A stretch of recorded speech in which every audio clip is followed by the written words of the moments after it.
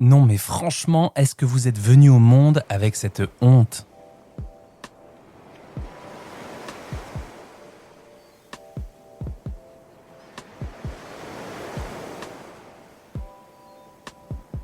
C'est une question percutante, Parce que la réponse, on la connaît au fond de nous.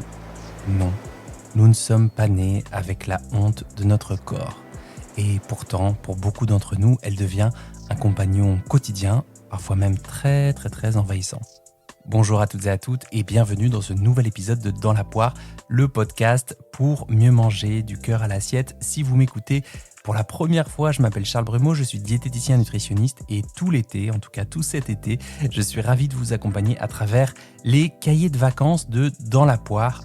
8 semaines, 8 expériences, 8 chemins pour faire la paix avec votre alimentation et peut-être un peu plus avec vous-même. En tout cas, je suis bien preneur de vos retours concernant le cahier numéro 1, l'exercice, plutôt l'expérience qui consistait à surmanger, plutôt observer comment c'était pour vous de surmanger, à quel moment vous le sentiez, si jamais vous le sentiez à temps. J'espère que vous avez pu vous ajuster, même de 10%, c'est déjà un progrès. Et justement, pour accompagner cet été sous le signe de l'apaisement et du bien manger sans prise de tête, j'ai une excellente nouvelle pour celles et ceux qui n'étaient pas au courant. J'ai lancé mon cookbook de 50 recettes qui sentent bon l'été. Il vient tout juste de sortir, de quoi manger sainement, facilement, avec des produits locaux, des produits de saison, tout en respectant nos enjeux climatiques, ce qui nous change de la séquence de la loi du plomb. Je referme la parenthèse. Fini de rester devant le frigo sans savoir quoi faire à manger. Pour le commander et avoir toutes les infos, c'est super simple. Il suffit de cliquer sur le lien en description de cet épisode. Allez, on rentre dans le vif du sujet sur cet épisode 2 de ces cahiers de vacances. On va parler d'un compagnon de route que vous connaissez peut-être bien, peut-être même un peu trop bien parfois, celui avec lequel vous vivez chaque jour, chaque nuit, chaque moment de votre vie même, votre corps. Restez avec moi parce qu'en fin d'épisode, je vous proposerai un exercice concret, puissant et à tester chez vous à votre rythme. Allez, c'est parti. Alors pourquoi on a du mal à habiter son corps ? Pourquoi est-ce que c'est si difficile d'habiter son corps, d'être en paix avec son corps? Déjà, est-ce que c'est normal ? Alors oui, absolument, c'est même très fréquent. Ne pas aimer une partie de son corps minimum, son ventre, ses cuisses, sa peau, son profil, son dos, son nez, ça n'a rien d'un caprice, c'est pas un défaut, c'est une conséquence. Une conséquence de quoi ? De ce que la société nous renvoie, des comparaisons constantes, des normes souvent irréalistes, des remarques blessantes, parfois faites avec la meilleure intention du monde, mais qui s'ancrent profondément en nous. Des années passées à croire que notre corps devait rentrer dans la bonne case, la case idéale, je mets plein de guillemets bien entendu, et petit à petit on s'est mis à vivre dans sa tête, à piloter son corps comme un énième projet à optimiser, à essayer de vouloir le corriger, le modifier, le contrôler à tout prix, mais plus à le ressentir.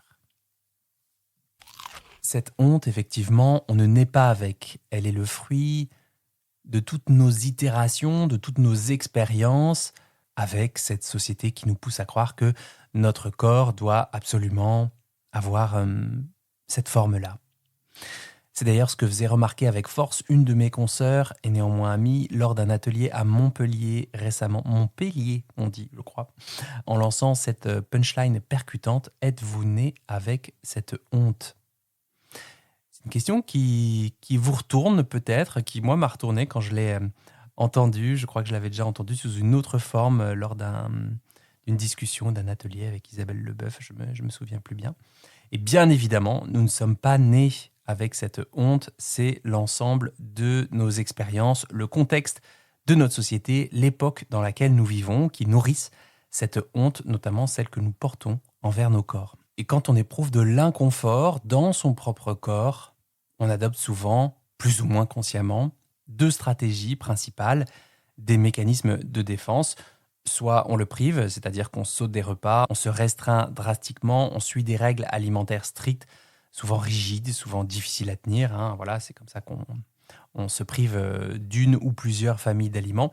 Ou alors on le punit, ça peut être cumulatif, on mange trop, On se juge sévèrement après coup et puis on rumine cette culpabilité pendant plusieurs minutes, plusieurs heures, plusieurs jours, truc qui nous ronge quoi. Et puis ce fonctionnement peut dérégler progressivement nos constantes de base, nos paramètres homéostasiques comme la faim, la satiété, le plaisir de manger, même notre niveau d'énergie ou certaines de nos hormones. Le corps devient alors un objet à maîtriser, une chose à contrôler à tout prix plutôt qu'un organisme à écouter, à comprendre. Et dans ce rapport brisé, cette véritable guerre intérieure, j'ai envie de vous dire, personne ne peut vivre en paix sur un champ de bataille. C'est épuisant de mener une bataille tout le temps. Des batailles. Ce que j'entends très souvent en consultation, c'est cette phrase « Ok, très bien, mais moi, il n'y a pas moyen que je m'accepte comme ça, en fait. Là, j'ai grossi. Depuis X années, j'ai pris 10 kilos en 10 ans. Ça, c'est pas mon corps. Donc non, aucun moyen que je commence à m'accepter. C'est non. Je perds d'abord du poids et après, je m'accepterai peut-être. » Et ce que j'entends par là, c'est que acceptation est synonyme d'abandon ou de résignation, alors que c'est presque tout l'inverse. Accepter son corps, ça ne veut pas dire l'aimer à 100% du temps et 100% de son corps. Ça ne veut pas non plus dire renoncer à bouger, à prendre soin de vous, à évoluer. Et ça ne veut surtout pas dire laisser tomber, baisser les bras face à une situation qui vous met dans un inconfort ou qui est très très très compliqué à vivre pour vous. Accepter, c'est que reconnaître que ce corps, même si vous ne l'aimez pas entièrement, ça peut être un point de départ, une sorte de véhicule de vie et pas forcément un ennemi à combattre. Accepter, c'est aussi le traiter avec respect, y compris les jours où vous ne l'aimez pas particulièrement. On peut partir de là, le respect avant l'amour. Je respecte mon corps avant de l'aimer, en tout cas, je me souhaite de le respecter peut-être. C'est aussi écouter ses besoins fondamentaux, le sommeil, le repos, la nourriture bonne pour les papilles et la santé quand il a faim, le plaisir bien sûr. Et puis cesser de lutter contre lui et commencer à construire quelque chose avec lui. Plutôt dans une logique de partenariat que de guerre. Au final, c'est plutôt une démarche active, courageuse, mais qui peut être profondément bénéfique sur le long terme. Je ne dis pas que c'est confortable, surtout au début. Je dis que ça peut valoir le coup. Alors pourquoi en tant que diététicien, je vous fais un petit laïus sur le rapport au corps ? Eh bien parce que quand on commence à cultiver une relation un peu plus acceptable, plus adaptée, plus respectueuse avec son corps, sans chercher à le forcer, à le changer, ce qui peut se mettre en place, et souvent de manière inattendue, c'est que on apprend à manger en s'écoutant davantage. La culpabilité laisse place à l'expérience du moment présent. On peut sortir enfin du cycle infernal des restrictions qui mènent au craquage, puis au regret amer et la culpabilité qui revient et qui revient. Et puis surtout, on réinvestit son corps comme un lieu de vie, comme un espace de vie, j'ai envie de dire, un espace à habiter plus qu'un énième problème à résoudre. Je crois que j'ai remis il n'y a pas longtemps sur les réseaux la métaphore du coucher de soleil. Derrière moi, on peut retrouver aussi de l'espace mental, de l'énergie, surtout de la disponibilité mentale, de la place, en fait, parce que cette guerre intérieure, elle prend énormément d'espace, que ce soit vis-à-vis de soi-même ou vis-à-vis du rapport aux autres, vis-à-vis du rapport au monde. Ça prend une place de dingue, en fait. Je suis en train de faire un dans la poire classique. Il faut que j'arrête de parler. J'avais dit que cet épisode serait pratico-pratique comme tous ceux de cet été. Je ne peux pas m'empêcher de mettre un peu de contexte, essayer d'amener les choses, de mettre du sens dans ce que je vous propose de faire. Alors aujourd'hui, un exercice un peu particulier, en tout cas qui peut sembler étrange au premier abord, mais qui est étonnamment puissant. Je vais vous inviter à écrire une lettre.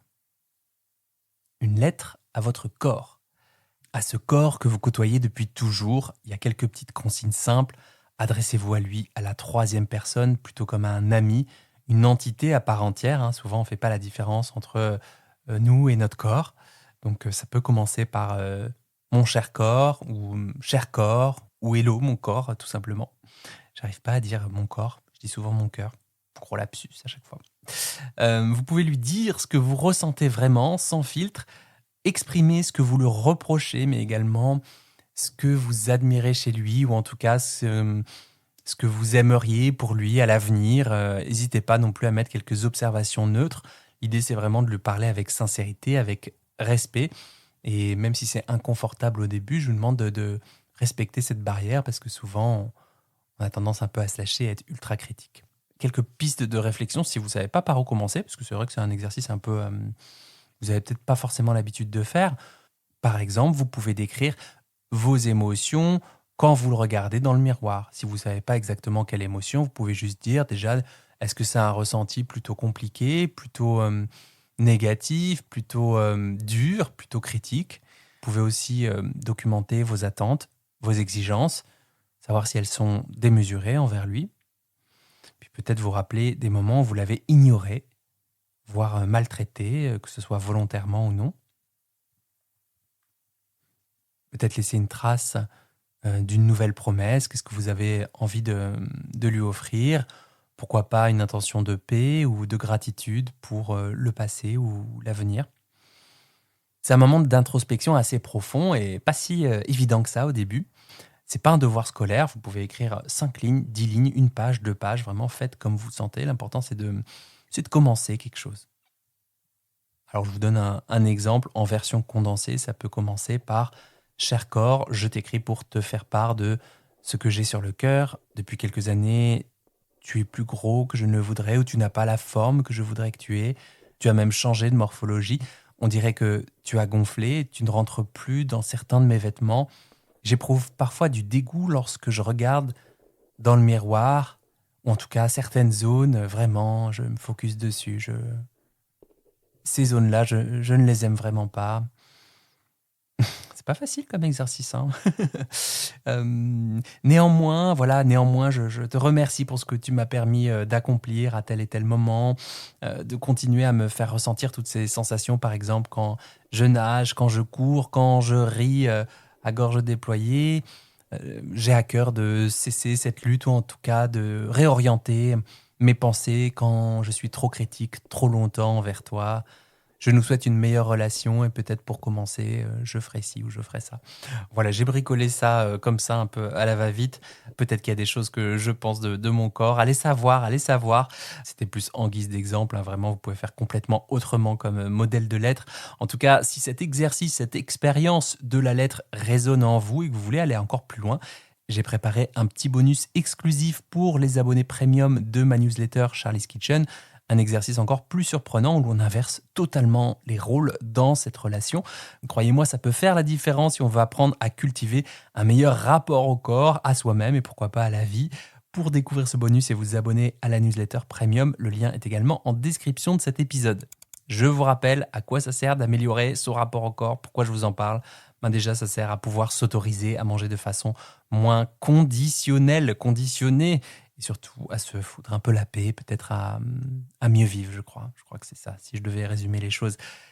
N'hésitez pas à feuilleter ce fameux cookbook des 50 recettes qui sentent bon l'été. J'ai de très très très bons retours, y compris de confrères, consoeurs, diététiciens, diététiciennes. Donc ça fait trop plaisir. Je me suis beaucoup investi et impliqué. Et on va pas se mentir, ça fait du bien de temps en temps d'être validé dans son travail, que ce soit par vous ou par mes pairs, des diététiciens et diététiciennes, ça fait plaisir. Bref, à lundi prochain pour un nouveau cahier d'exercices et je vous souhaite un bel appétit de vivre.